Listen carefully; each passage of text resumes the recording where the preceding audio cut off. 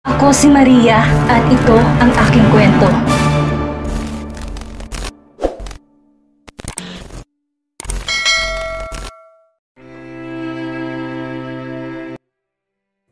Ruel! Tila gulat pang tawag ni Carmela kay Ruel nang dumaan ito sa harap niya. What? Tila masungit na sagot ni Ruel. Hindi alam ni Carmela kung guni-guni niya lang ba yun, lalo na at hindi naman pangit ang pakikitungo ni Ruel sa kanya. May nangyari ba talaga sa inyo ni Sofia? Kuryoso niyang tanong. Alam niyang out of the line na ang tanong niya, pero gusto niyang tulungan si Ruel na matakasan ng kasal. Tumaas ang isang kilay ni Ruel dahil sa tanong ni Carmela. Anong klaseng tanong ba yan, Carmela? Sa tingin mo ba nandito ang kapatid mo kung wala? Yun naman ang ginagawa niyang pananakot sa akin eh. Hindi ko talaga maintindihan kung bakit kailangan niyong ipagsiksikan ang mga sarili niyo sa mga lalaki eh. Bakas ang inis sa tinig ni Ruel. Siguradong galit si Ruel base pa lang sa tono niya at mga salitang lumalabas sa bibig niya. Are you mad at me too? Kunot noong tanong ni Carmela.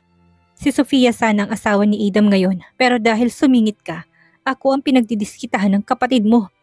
Magkaiba nga kayo ng ina pero pareho lang ang ugali niyong tila hayok sa lalaki. Walang prenong saad ni Ruel. Malakas na sinampa ni Carmela si Ruel. Hindi niya akalain na masasabi ni Ruel ang mga salitang yon sa kanya. Gusto niya lang tumulong pero bakit ipinapamukha ni Ruel sa kanya na tila ba wala ng ibang lalaki sa mundo maliban sa kanilang magpinsan.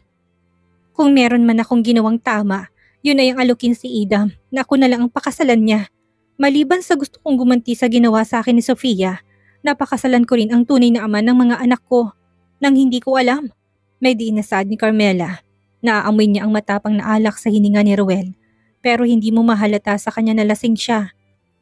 Naiintindihan naman ni Carmela ang nararamdaman ni Ruel ngayon pero hindi yon dahilan para pagsalitaan siya ng mga hindi maganda. Tinalikuran na ni Carmela si Ruel, inis namang napahilamos sa mukha si Ruel nang ma-realize niya kung anong ginawa niya. Shit, mahina niyang usal sa sarili niya. Dumiretso na lang siya sa kusina para uminom ng malamig na tubig. Mahigpit niyang hawak-hawak ang baso pero dahil sa inis na nararamdaman niya, ibinato niya yon sa pader, dahilan para mabasag. Ruel, what is your problem? Galit na sigaw sa kanya ni Chairman, napapasok din ng kusina. Blanco lang namang tinignan ni Ruel ang lolo niya, sa kanya ito nilampasan. Sinundan naman siya ni Chairman. Ano bang problema mong bata ka ha? Ang aga-aga ay ang init na kaagad ng ulo mo. Nakainom ka ba?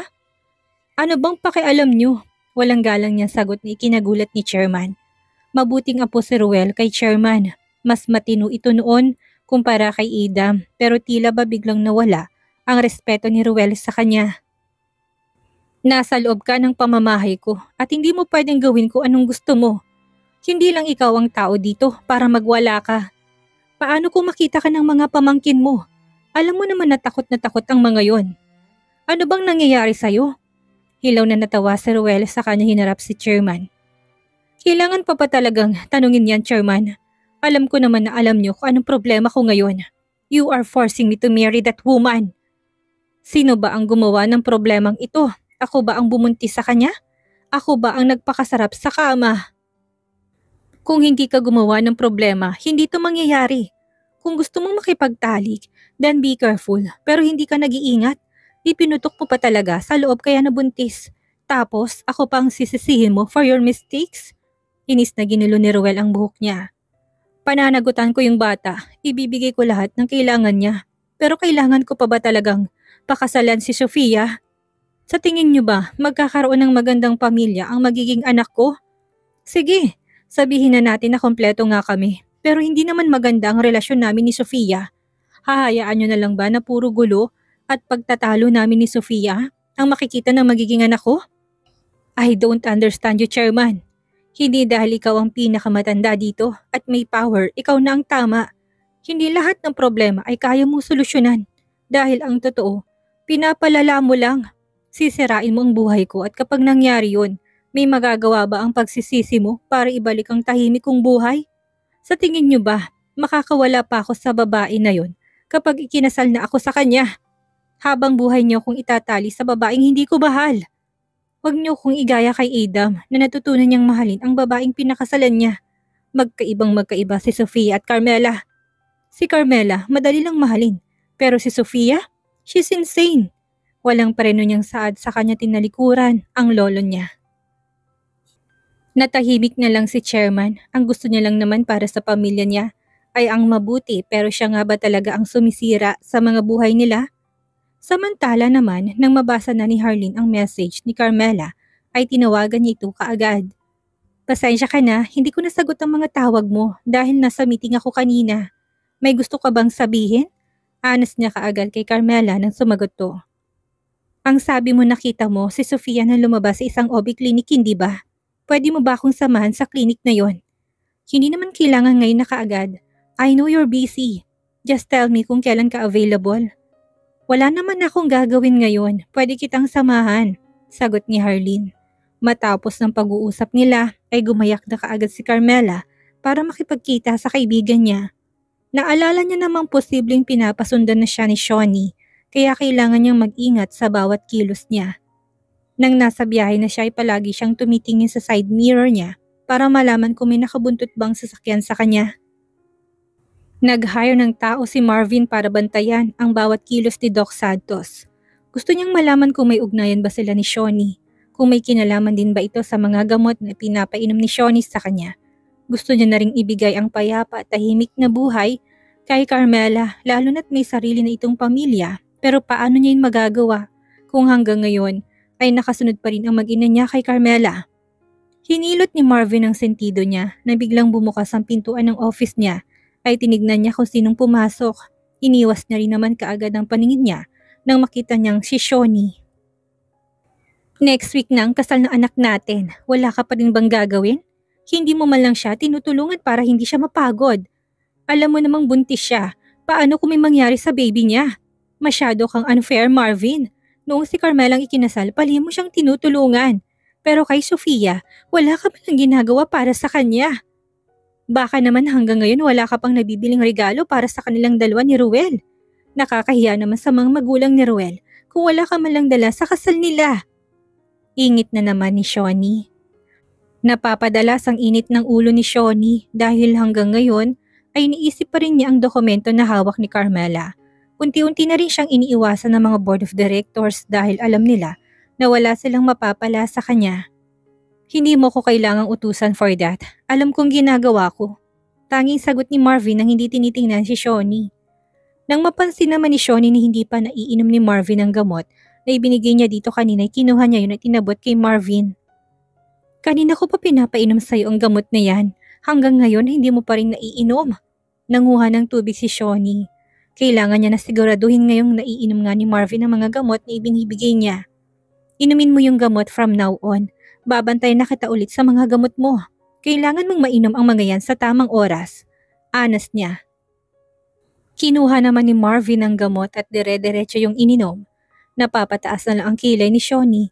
Kung naiinom naman ni Marvin ang mga gamot na ibinibigay niya, bakit lalong gumaganda ang kondisyon ng katawan nito?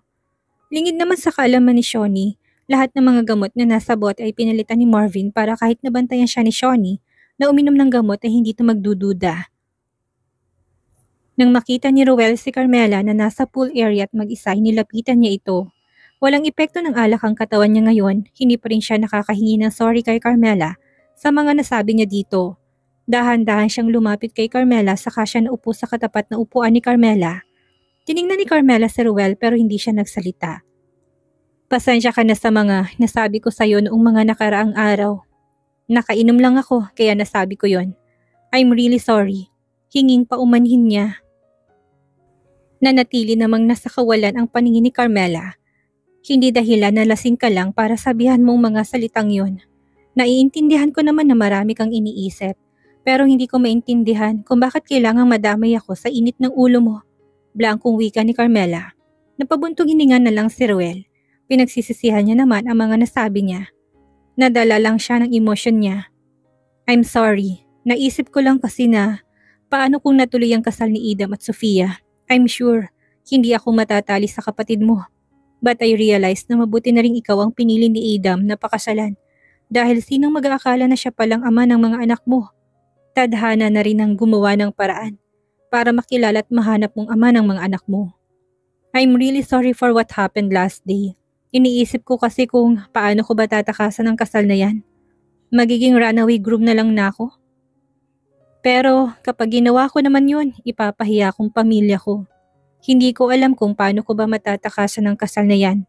At kung hindi man, wala na siguro kung magagawa kung hindi tanggapin ang lahat. Iniisip ko na lang na baka magiging madali na lang sa akin ang lahat kapag isinilang ng anak ko. Mahilig ako sa bata pero sana mabilis ko ring matanggap ang anak ko. Mahaba niyang litanya. Tinignan ni Carmela si Ruel, baka siyang frustration sa mukha nito at mukha namang hindi niya nga sinasadyang masabi ang mga salitang yun. I'm sorry, I can't help you. Yun na lang ang sinabi ni Carmela. Wala siyang magagawa para pigilan ang kasal nila dahil baka lalo lang lumaki ang gulo sa pamilya niya. Tipid na lang nangumiti si Ruel. You don't need to help me, pero kung tatakbuhan ko bang kapatid mo, hindi ka naman magagalit sa akin, hindi ba? Yung nangyari sa amin ni Sofia, wala ko sa katinuan. Hindi ko ginusto yun because someone dragged me at alam kong si Sofia rin yun. Hindi ko lang mapatunayan dahil wala akong ebidensya. Bahagya na lang na natawa si Carmela. Hindi naman kailangan magpaliwanag ni Ruel sa kanya. Wala naman akong pakialam kung anong gawin mo. Hindi naman magandang relasyon namin ni Sofia kaya bakit ako magagalit sa'yo? Kung ano yung makakapagpasaya sa'yo, dun ka. Kung matuloy din naman ang kasal nyo, hindi ko na yun problema. Marami na akong iniisip. Ayaw ko nang idagdag ko pa kayo sa problema ko. Napatangutango na lang si Ruel saka siya napabuntong hininga. Kung nauna mo ba akong nakilala kesa kay Idam, sa tingin mo ba, aalukin mo pa rin si Idam ng kasal? Kunot noong sinalubong ni Carmela ang tingin ni Ruel dahil sa tanong nito. What do you mean? Nagtataka niyang tanong, iniwas naman ni Ruel ang paningin niya. Iniisip ko lang, magpo-propose ka rin ba sa akin gaya ng ginawa mo kay Idam? Napalunok si Carmela. Bakit ganito ang mga tanungan ni Ruel? Idam is my husband now at kahit na ano pang isipin mo, wala ka nang magagawang baguhin yon. Parangkang sagot ni Carmela. Bahagya na lang na natawa si Ruel nang masampal siya ng katotohanan. You're right anyway. Naisip ko lang naman, anas niya saka siya nagpakawala ng malalim na buntong hininga. Nang makita naman ni Idam kung sinong kasama ng asawa niya ay mabilis niyang nilapitan ang mga to. Seryoso niyang tinignan si Ruel. What are you doing here? Masungitan naman na tanong ni Idam kay Ruel. Hindi tinignan ni Ruel si Idam. Nagkwekwentuhan lang pero inabala mo. Tila pang asar na naman ni Ruel. Malaki naman ang tiwala ni Idam kay Carmela, kaya sigurado siyang si Ruel na naman ang lumapit sa asawa niya. Hindi mo ba talaga lalayuan ang pamilya ko? Ani ni Idam. Kunot-noo namang tiningnan ni Ruel si Idam. Are you stupid? Alam mo naman na nasa isang mansyon tayo. Hindi natin maiiwasan na magkasalubong ang mga landas natin. Kung gusto mo naman, magpagawa ka ng sarili niyong pool dito. Kung ayaw mo nagtatagpo ang landas namin ng asawa mo. Wala rin ako masamang ginagawa sa kanila. Magalit ka sa akin kung meron. Ayaw ko sa'yo, pero hindi ibig sabihin noon ay dapat ko na ring ayawan ng pamilya mo. Kung madali lang sanang agawin sa'yo si Carmela ginawa ko na. Nagpanting ang tenga ni Idam sa narinig niya, kaya mabilis niyang kinuwelyuhan si Ruel at sinuntok to. Idam, stop! Pag-aawat ni Carmela sa kanya niyakap si Idam para hindi na ito lumapit kay Ruel. Tinawanan lang naman ni Ruel si Idam dahil sa pagiging seloso nito. Can I borrow your wife? Patuloy na pang-aasar at pang-iinis ni Ruel. Akmang susuntukin na naman sana ni Idam si Ruel pero mahigpit na yumakap sa kanya si Carmela. Stop it please! He is just annoying you! Sigaw ni Carmela kay Idam. Kinalma naman ni Idam ang sarili niya. Leave my wife alone. May dinawi ka ni Idam, mumisil lang si Ruel. Tahimik lang namang nanonood si Sofia sa mga nakikita niya. Palagi na lang nag-aaway ang magpinsan ng dahil kay Carmela. Hinilan na ni Carmela si Idam papasok ng mansyon. Nilampasan na rin nila si Sofia na nakatingin kay Ruel. Tiningnan ni Ruel sa Sofia pero hindi niya ito pinansin. Naupo na ulit siya. Ramdam niyang titig ni Sofia sa kanya. May gusto ka ba talaga kay Carmela? Kalmado niyang tanong. Leave me alone. Masungit na sagot ni Ruel na pabuntong hininga na lang si Sofia. I have an offer. Anas ni Sofia kaya napating sa kanya si Ruel. Ayaw mo kung pakasalan, hindi ba? Papayag ka ba kung pakakawalan kita pero sa isang kondisyon? Nagsalubong ang mga kilay ni Ruel. What condition? Blankong tanong ni Ruel. Ruin their relationship. Tulungan mo kung maangkin ko si Idam at tutulungan din kitang mapasayo si Carmela. Deal or not? Natawa naman si Ruel sa sinabi ni Sofia at lalo pang lumakas ang tawa niya na para bang biro ang sinabi ni Sofia. Kunot noong pinanood ni Sofia si Ruel na tumawa. You're kidding, right? Natatawa pa ring sad ni Ruel. I am not. Ayaw mo rin naman sa akin, hindi ba? At halata namang may gusto ka kay Carmela. Ako pa ang dinahilan mo. Alam ko naman na may gusto ka kay Idam. Hanggang ngayon kaya pilit kang dumidikit sa akin dahil yun kay Idam. Umaasa ka ba na mamahalin ka rin niya? Bulag na si Idam sa pagmamahal niya para kay Carmela. Lalo na't may mga anak sila. Huwag mo kong gamitin sa kahibangan mo. Hindi ko sisirain ang buhay ni Carmela para lang sa'yo. Isang beses mo pa akong kausapin na sirain ang pamilya nila, baka hindi na kita matansya. Masasaktan kita. Kung kaya mong akitin si Idam, gawin mo. Subukan mo. Good luck na lang sa'yo. May gigil na sad ni Ruel sa kanya iniwan si Sofia. Napapairap na lang si Sofia saka siya napabuntong hininga. Napakaswerte talaga ni Carmela dahil iniingatan siya ng 2 festeho. Kung ayaw mo, magtiis kang habang buhay kang matatali sa akin. Handa ka pa talagang isakripisyon sarili mong kasiyahan para lang kay Carmela? Tss, usal pa niya. Samantala naman, nang makapasok ng kwarto si Carmela at Idam, ay binitawan na ni Carmela si Idam. Bakit bang init ng ulo mo? Alam naman natin nangiinis lang si Ruel sa'yo pero pinatulan mo pa. Paano kung nakita ka ng mga bata? Paninermo ni Carmela. Umamo naman ang mukha ni Idam para siyang nagiging maamong tupa sa tuwing si Carmela nang kaharap niya. I'm sorry. Mabilis lang uminit ang ulo ko kapag ikaw nang usapan. Huwag ka nang magalit. Nagsusumamong wika ni Idam. Napapasapo na lang si Carmela sa noo niya. Can you please control your anger? Hindi yung init ng ulong inuuna mo. I am trying. Hindi ko lang nagustuhan yung mga sinabi niya. Hindi ka naman magpapaakit sa kanya, hindi ba? Tila bata niyang wika. Napabuntong hininga na lang si Carmela. Tila ba kinokontrol ang sarili niya? Sa tingin mo ba talaga, gagawin ko yon kahit nalokohin mo ko at iwan kami ng mga bata? Hindi ako maghahanap ng lalaki. I can live without a man. Napangiti na lang si Idam sa kanya niyakap si Carmela. I love you. Malambing niyang wika. Nagiging isip bata minsan si Idam sa harap ni Carmela kaya minsan hindi alam ni Carmela kung nanay ba ang tingin ni Idam sa kanya o asawa nito. Don't do that in front of our kids dahil hindi ka talaga namin uuwian. Pananakot ni Carmela. Tumango naman si Idam. I won't do that, I promise. Ayaw ko makita ng mga anak kong war freak ang daddy nila. Sagot niya.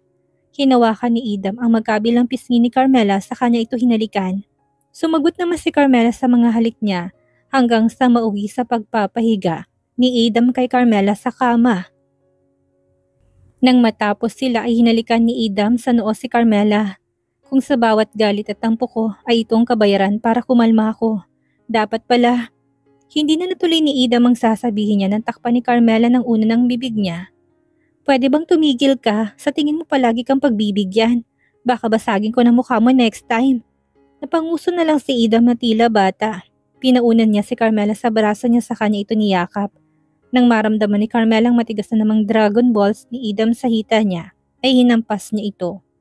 Natawa na lang si Idam. Tigilan mo, baka hindi mo na naman tigilan yung kuweba ko. Mamumulan naman yan sa pagbubugbog mo. Anas ni Carmela, napahagalpak na lang ng tawa si Idam.